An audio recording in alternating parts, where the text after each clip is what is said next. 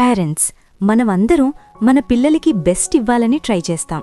కానీ మన parenting style వల్ల పిల్లల బిహేవియర్, కాన్ఫిడెన్స్, ఎమోషన్స్ ఎలా డెవలప్ అవుతాయో తెలిస్తే ఇంకా బెటర్గా గైడ్ చేయగలుగుతాం. అందుకు ఈరోజు మనం 5 కామన్ పేరెంటింగ్ స్టైల్స్ గురించి సింపుల్గా అర్థం చేసుకుందాం. దయచేసి వీడియో పూర్తిగా చూడండి. పేరెంట్స్ సైకాలజీ రీసెర్చ్ ప్రకారం పేరెంట్స్ ఎలా రెస్పాండ్ అవుతారు, ఎలా రూల్స్ పెడతారు, ఎలా లవ్ చూపిస్తారు, అవి అన్నీ కలిసి పిల్లల డెవలప్మెంట్ మీద ఇంపాక్ట్ చూపిస్తాయి. పర్ఫెక్ట్ పేరెంట్ అనేవారు ఉండరు, కానీ అవేర్నెస్ ఉంటే స్మాల్ చేంజెస్ కూడా చాలా పెద్ద డిఫరెన్స్ చేస్తాయి. 5 కామన్ పేరెంటింగ్ స్టైల్స్లో నంబర్ 1 అథారిటేరియన్ పేరెంటింగ్ అంటే స్ట్రిక్ట్ స్టైల్. ఈ టైప్ పేరెంట్స్ చాలా స్ట్రిక్ట్గా ఉంటారు. రూల్స్ అంటే రూల్స్, డిస్కషన్ ఉండదు. నేను చెప్పిన మాటే వినాలి అని స్టైల్. రూల్స్ క్లియర్గా ఉంటాయి, ఎక్స్పెక్టేషన్స్ కూడా స్ట్రాంగ్గా ఉంటాయి. ఈ స్టైల్లో పేరెంట్స్ డిసిప్లిన్కి చాలా ఇంపార్టెన్స్ ఇస్తారు. పిల్లలు ఇలా పెరిగితే డిసిప్లిన్ ఉంటుంది, ఒబీడియంట్గా ఉంటారు, కానీ రెస్పాన్సిబిలిటీ నేర్చుకుంటారు. కానీ ఇక్కడ ప్రాబ్లం డిసిప్లిన్ కాదు, కమ్యూనికేషన్ లేకపోవడం. పిల్లలు ఫ్యూచర్ లైఫ్లో సెల్ఫ్ డెసిషన్స్ తీసుకోలేకపోవచ్చు, ఫియర్తో గ్రో అవుతారు, కాన్ఫిడెన్స్ తక్కువ ఉండొచ్చు. కొన్ని సందర్భాలలో వాళ్ల ఒపీనియన్స్ ఎక్స్ప్రెస్ చేయడానికి కొంచెం హెజిటేట్ అవ్వచ్చు. సెల్ఫ్ డెసిషన్స్ స్లోగా డెవలప్ అవ్వచ్చు. ఇక్కడ కమ్యూనికేషన్కి కొంచెం స్పేస్ ఇవ్వడం హెల్ప్ చేస్తుంది. నంబర్ 2 పర్మిసివ్ పేరెంటింగ్ అంటే చాలా జెంటిల్ స్టైల్. ఈ స్టైల్లో పేరెంట్స్ చాలా ఎఫెక్షనేట్ ఉంటారు, పిల్లల ఫీలింగ్స్కి ఇంపార్టెన్స్ ఇస్తారు, కాన్ఫ్లిక్ట్స్ అవాయిడ్ చేయాలని అనుకుంటారు. ఈ పేరెంట్స్ చాలా లవింగ్ ఉంటారు, కానీ నో చెప్పడం కష్టం. పిల్లలు అడిగినది అన్నీ ఇస్తారు. చిన్నప్పుడు ఇది క్యూట్గా అనిపిస్తుంది. ఇలా పెరిగిన పిల్లలు ఎమోషనల్గా ఓపెన్గా ఉంటారు, క్లోజ్ బాండింగ్ డెవలప్ అవుతుంది. కానీ పెద్దయ్యాక బౌండరీస్ అర్థం కావు, ఫ్రస్ట్రేషన్ హ్యాండిల్ చేయలేరు, ఎమోషనల్ కంట్రోల్ వీక్ అవ్వచ్చు. కొన్ని సందర్భాలలో లిమిట్స్ అర్థం చేసుకోవడానికి టైం పడచ్చు. లైఫ్లో అందరూ ఎస్ అనరు కదా, సో కిడ్స్ షాక్ అవుతారు. పిల్లలకు ఫ్రస్ట్రేషన్ హ్యాండిల్ చేయడం ప్రాక్టీస్ కావాలి. లవ్తో పాటు స్మాల్ బౌండరీస్ కూడా పెడితే హెల్ప్ అవుతాయి.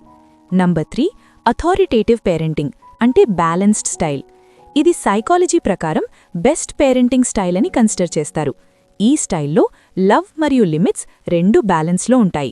ఇక్కడ పేరెంట్స్ రూల్స్ ఎక్స్ప్లెయిన్ చేస్తారు, పిల్లల ఒపీనియన్ వినడానికి రెడీగా ఉంటారు, గైడెన్స్ ఇస్తూ ఇండిపెండెన్స్ని ఎంకరేజ్ చేస్తారు, లవ్ చూపిస్తారు.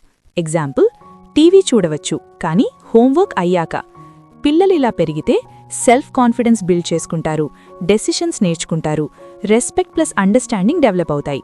చాలా ఎక్స్పర్ట్స్ ఈ బ్యాలెన్స్డ్ అప్రోచ్ని హెల్దీ అని కన్సిడర్ చేస్తారు. నంబర్ 4 నెగ్లెక్ట్ఫుల్ పేరెంటింగ్ అంటే లో ఇన్వాల్వ్మెంట్. ఇక్కడ కొన్నిసార్లు పేరెంట్స్ బిజీ షెడ్యూల్స్, స్ట్రెస్ లేదా పర్సనల్ ఛాలెంజెస్ వల్ల పిల్లలతో టైం స్పెండ్ చేయడానికి కష్టమవుతుంది. వాళ్ళు ఎమోషనల్గా డిస్టెంట్గా ఉండాల్సి వస్తుంది. ఇక్కడ పిల్లలకి టైం ఇవ్వలేకపోవడం, ఇంట్రెస్ట్ చూపించకపోవడం, గైడెన్స్ లేకపోవడం వల్ల ఇలా పెరిగిన కిడ్స్ లోన్లీగా ఫీల్ అవుతారు, లో సెల్ఫ్ వర్త్ తగ్గిపోతుంది, రాంగ్ డైరెక్షన్స్కి వెళ్లడం ఈజీ అవుతుంది. ఎమోషనల్ సపోర్ట్ కోసం ఇంకా ఎక్కువ లుక్ చేస్తారు, గైడెన్స్ కోసం వేరే సోర్సెస్ మీద డిపెండ్ అవుతారు. పిల్లలకి టాయ్స్ కన్నా టైం అండ్ అటెన్షన్ ముఖ్యం. స్మాల్ డైలీ కనెక్షన్ మూమెంట్స్ కూడా పిల్లలకి చాలా మీనింగ్ఫుల్గా ఉంటాయి. నంబర్ 5 ఓవర్ ఇన్వాల్వ్డ్ పేరెంటింగ్ అంటే హైలీ ప్రొటెక్టర్ స్టైల్. ఈ స్టైల్లో పేరెంట్స్ పిల్లల సేఫ్టీ, సక్సెస్ గురించి చాలా కేర్ తీసుకుంటారు. వాళ్ల ప్రాబ్లమ్స్ ముందు పేరెంట్స్ ఇమీడియట్గా హెల్ప్ చేస్తారు. ఈ పేరెంట్స్ పిల్లల లైఫ్లో చాలా ఎక్కువ ఇన్వాల్వ్ అవుతారు. హోంవర్క్ కూడా పేరెంట్స్ చేస్తారు, ప్రాబ్లమ్స్ ముందు పేరెంట్స్ సాల్వ్ చేస్తారు. ఇలా పెరిగిన కిడ్స్ సపోర్ట్ ఫీల్ అవుతారు, కేర్ అండ్ ప్రొటెక్షన్ ఎక్కువగా అనిపిస్తుంది. ఇంటెన్షన్ మంచిదే, కానీ రిజల్ట్ కిడ్స్ ఇండిపెండెంట్ అవ్వరు, స్మాల్ ప్రాబ్లమ్స్ కూడా హ్యాండిల్ చేయలేరు, ఫియర్ ఆఫ్ ఫెయిల్యూర్ పెరిగిపోతుంది. పిల్లలు పడిపోతేనే కదా నడవడం నేర్చుకుంటారు. కానీ కొన్ని సందర్భాలలో self problem solving skills develop అవ్వడం స్లో అవ్వచ్చు, ఛాలెంజెస్ ఫేస్ చేయడానికి ప్రాక్టీస్ తక్కువ అవ్వచ్చు. సొల్యూషన్ ఏంటంటే గ్రాడ్యువల్గా ఇండిపెండెన్స్కి ఛాన్స్ ఇవ్వడం వాళ్ళకి హెల్ప్ చేస్తుంది. సో పర్ఫెక్ట్ పేరెంటింగ్ స్టైల్ ఏది? రీసెర్చ్ చెప్పేదేంటంటే డిమాండింగ్నెస్ అంటే రూల్స్ ప్లస్ రెస్పాన్సివ్నెస్ అంటే లవ్ రెండూ బ్యాలెన్స్ ఉండాలి. అంటే లవ్ ఉండాలి, లిమిట్స్ ఉండాలి, లిజనింగ్ ఉండాలి, గైడెన్స్ ఉండాలి. సిచ్యువేషన్ బట్టి స్టైల్ కొంచెం మారచ్చు, కానీ ఇగ్నోర్ చేయకూడదు, అబ్యూస్ చేయకూడదు. ఇవి కన్సిస్టెంట్గా దొరికితే హెల్దీ చైల్డ్ డెవలప్మెంట్ జరుగుతుంది. పేరెంట్స్ పర్ఫెక్ట్ కావాలని అవసరం లేదు, మన ఇంటెన్షన్ కేర్తో ఉంటే చాలు. పిల్లలు మన మాటలు మర్చిపోవచ్చు, కానీ మన బిహేవియర్ మర్చిపోరు.